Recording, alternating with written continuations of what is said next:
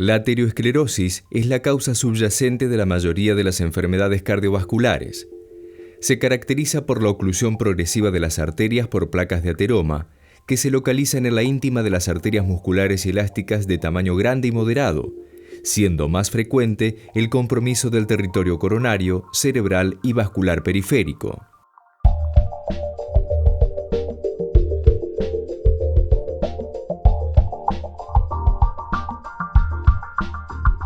La génesis del proceso aterosclerótico se inicia con la disfunción endotelial. En condiciones normales, el endotelio cumple múltiples funciones como la secreción de sustancias vasodilatadoras, como el óxido nítrico, entre otras, y sustancias vasoconstrictoras como la endotelina. Mantiene una superficie anticoagulante en el interior de los vasos, tiene propiedades fibrinolíticas y de barrera para inhibir el paso de los elementos sanguíneos. La disfunción endotelial facilita la internalización de las moléculas de lipoproteínas de baja densidad que se encuentran circulando en exceso. Estas moléculas de LDL penetran en el subendotelio donde se acumulan. El sistema inmune reconoce a estas moléculas LDL como un cuerpo extraño, por lo que se liberan diferentes factores que atraen a los monocitos hacia el subendotelio y fagocitan a los esteres de colesterol acumulados en ese sitio, formando así las células espumosas. En las células espumosas ocurre la oxidación de las LDL, proceso que causa un intenso fenómeno inflamatorio en el subendotelio que promueve la síntesis de colágeno y la migración de células del músculo liso de la capa media con el objeto de formar una capa fibrosa que aísla el proceso inflamatorio del subendotelio.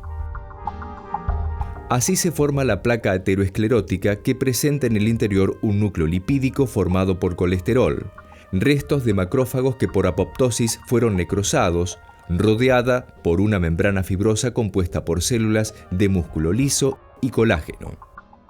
En la placa aterosclerosa, el músculo liso activado dentro de la membrana fibrosa sintetiza colágeno y elastina, con lo que la membrana fibrótica se fortalece y aumenta de espesor, placa menos vulnerable.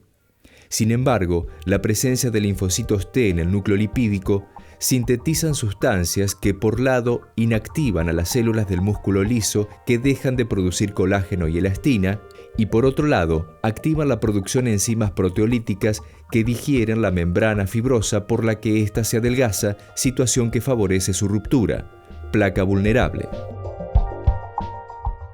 La erosión endotelial expone el colágeno circulante, lo que promueve trombosis. Cuando el trombo formado no es de volumen importante, operan procesos de reparación locales y el material de acumulación plaquetario, glóbulos blancos y fibrina pueden pasar a constituir parte de la placa, lo que constituye un mecanismo de progresión rápida del compromiso estenótico del vaso. Por el contrario, si el volumen del trombo formado alcanza a reducir el flujo coronario, sobreviene un síndrome coronario agudo. Cuando se rompe una placa de ateroma, se produce inmediatamente la adhesión de plaquetas, que va seguida de agregación y cuya función es sellar la falta de continuidad del vaso. Luego de la ruptura de la placa quedan expuestos a la sangre circulante el core lipídico, el colágeno y sustancias procoagulantes como el factor de von Willebrand, sobre el cual se adhieren las plaquetas. Simultáneamente, el colágeno del subendotelio actúa como el segundo factor adherente para las plaquetas. El factor de von Willebrand ancla las plaquetas al subendotelio.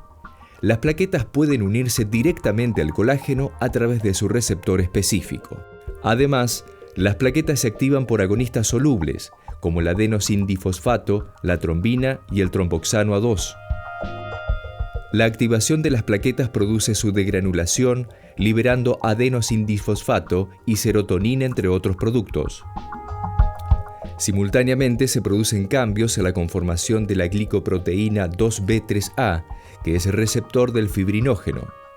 Finalmente, el fibrinógeno se une a las plaquetas y da estabilidad al coágulo.